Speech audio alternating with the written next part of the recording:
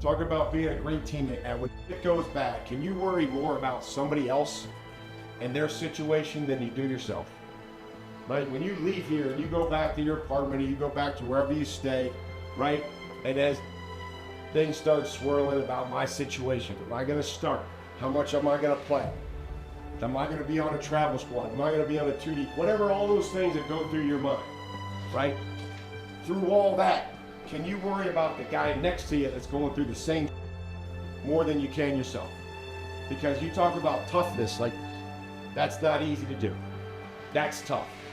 Worrying about a guy that's sitting next to you that's worried about the same, can you worry more about him than you do yourself?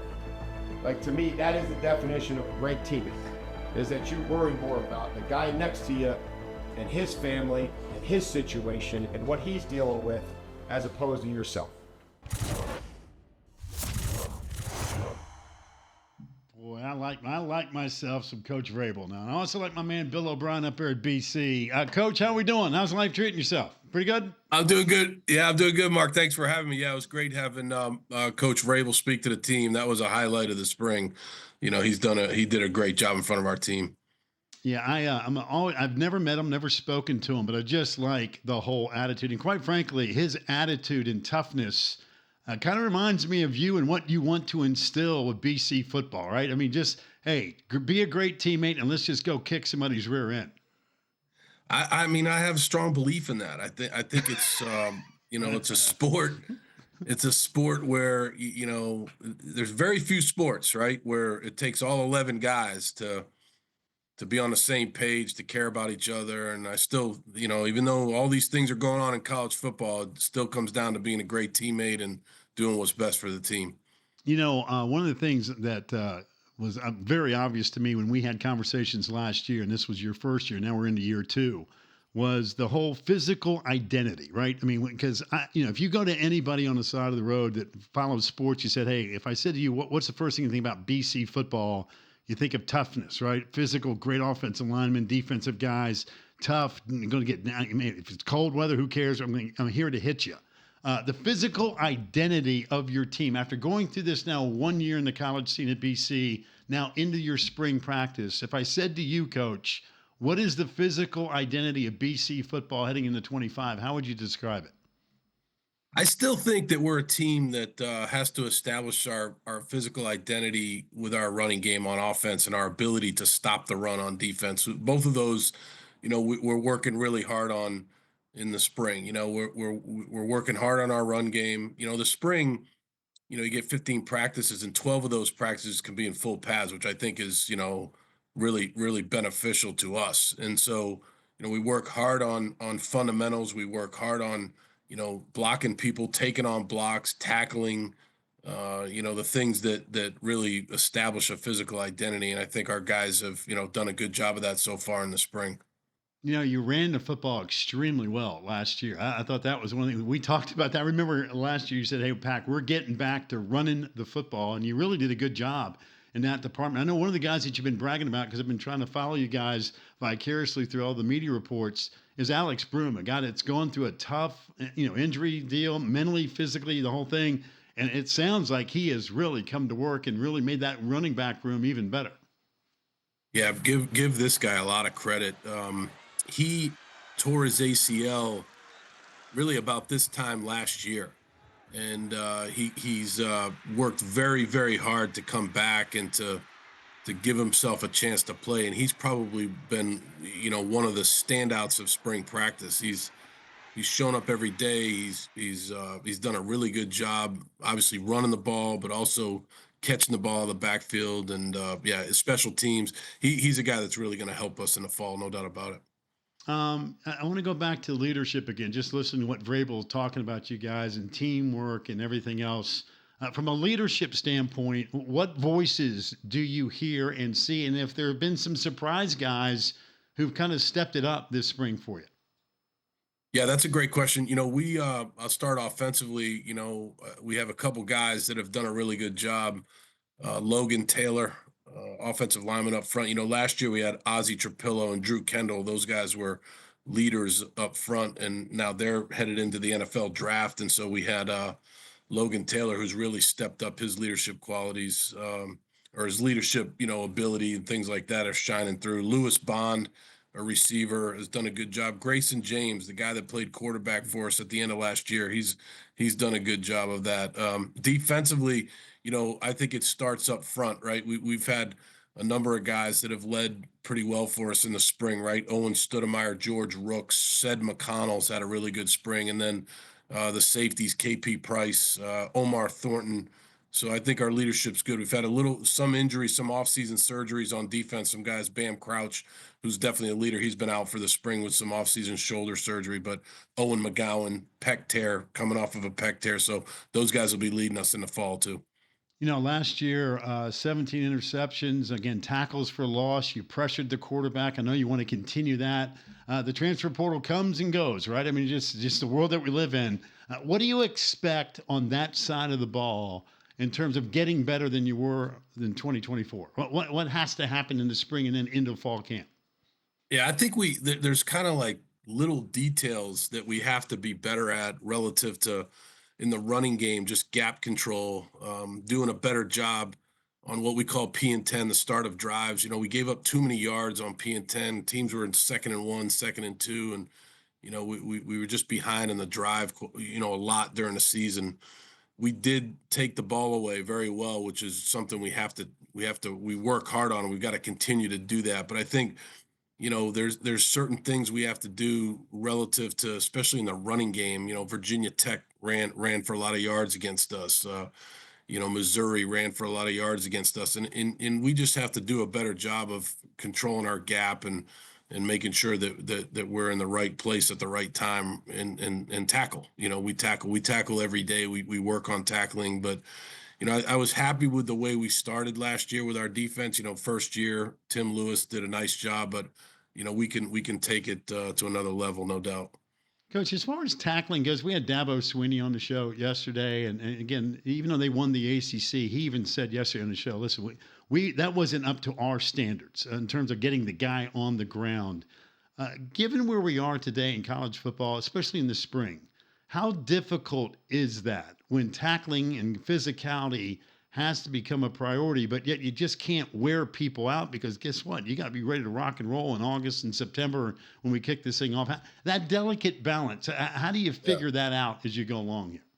No, that's difficult. You're right. I mean, you have to do a good job of taking care of your team because I told the team the other day one of the biggest goals is to simply come out of spring healthy as we can be, because that's going to go a long way towards winning in the fall. So you have to find the balance. You have to, work different drills that take into account the angle of a tackle, the different types of tackles that occur without taking a guy to the ground. And so we have some live drills, but more than anything, we work on what we call thud and being in the right position to make the tackle and thud the guy up in pursuit of the ball, things like that. So, I think that helps us. But in the end, that's something like early in the season that's going to determine wins and losses is our ability to tackle. That's going to be a big deal. So we try to do the best job we can of finding that balance and working on it every day.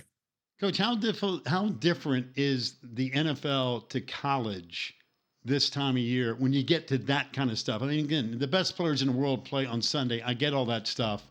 Is it as physical? Is it more physical for the college guy this time of year than it would be the off season for an NFL guy if you're a head coach?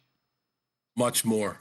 It's much more physical for a college player. In 2011 in the NFL, when the that collective bargaining agreement came out, that was a good agreement for the owners and the players, because they were able to really, under the umbrella of player safety, the NFL, they work hard, they condition hard, but a lot of their practices are in shells or not in just helmets, especially in the spring. In college, you can really develop the padded practices, right? You can develop this guy and callous his body to contact, a lot more than you can, in the spring in the NFL. So I think the physical contact is much more in the spring than it is in the NFL. Was that difficult for you when you made that transition from the NFL to the college game? It was because I had been in the NFL for a while, especially in Houston. I've been there for about 7 years. So, it was a little bit of a transition. I went to Alabama, and Right. we very physical team at Alabama, and it was because of the way we practiced. Here at BC, we're going to do similar things as to our physicality and how we practice, but it's something that I bring a little bit of my experience from the NFL into college. Like tomorrow we're going to be in shells. We'll still get some contact, but it'll be more of a shell type practice, more working on the passing game and things like that. And so I try to find that balance, but you definitely have more physical contact in college football in the spring. I know that you're concentrating on your team because that's what they pay you to do. But do you not just sit back and laugh a little bit? I mean, we had Frank Reich's interview and press conference yesterday, and again, I'm sure you remember his days from Carolina and Indianapolis. Now he's in the ACC. This guy Belichick, I've heard about him. He's now the head coach at Carolina. I mean, it's kind of crazy. Ron Rivera, now the general manager out there at Cal, back at his alma mater. What's going on here with this NFL influence into the ACC and college football? You tell me. Yeah, I mean, I don't look. I have great respect, as you know. Like I coached against Frank Reich in the AFC South. He's a great coach, and obviously, I work for Bill, and you guys know that. And Ron Rivera, awesome guy I got to know in the NFL. I think that it says a lot about. I think it says a lot about the ACC. Look, we've got these guys coming into this league that are well-known coaches that are professional coaches, and the ACC, in my opinion, is not third. The ACC is right up there, and I think it says a lot about our league. We got a lot of good coaches in this league. We go to the ACC meetings here in a short time, I think in May, and that'll be fun to see all the guys. And but it's a really well coached league, no doubt about it. I want to get back to your team a second. One of the things that I never seem to ask coaches, and I always kick myself afterwards, but I'm going to ask you. I didn't even ask Dabo this yesterday. One of the things that you guys were really good at last year is special teams. We always want to talk about the quarterback or the offensive line, the defensive line, but it's always the small little details. Man, you can win games, field position, making the kicks that you're supposed to make, hold on the football. Special teams was a real positive for your football team last year. I know you'd like to duplicate that in 25, if not even get better, but that was a really, really telling point for your football team last year. Yeah, I mean, we have a special teams coordinator here named Matt Turn, who's assisted by a guy named Nick McGriff, and they do a really good job. I mean, they're very good teachers. We use everybody on special teams, so we take a lot of pride in it. This year, we've added a couple punters. I think that'll help us. Last year we struggled to punt. Just the act of punting was a struggle for us. But we've added a couple guys there that I think will help us, and that's a big deal. But yeah, we work on it every day. We dedicate close to a third, maybe not quite a third, but we dedicate a lot of time in practice to special teams, because exactly what you said. If for instance, if you down a punt inside the opponent's 5-yard line, you got a real shot at playing a good field position. If you can hold them 3 and out, and then they have to punt, and you get the ball at the 50, you're playing a real good field position game there. And I think that's a big part of our philosophy. And so we take a lot of pride in it, and we want to continue to work it and try to get better and better. I hope people are buying season tickets because you guys were really good at home last year. And I was just going down the schedule. I see Notre Dame coming to Chestnut Hill. I see UConn. Of course, they were in a bowl last year, and Coach Moore's done a nice job. You got Clemson, SMU, Georgia Tech. You got some kind of home schedule, Coach. I got news for you. Yeah, we do. We do. It's a challenging schedule. It's a great home schedule for our fans.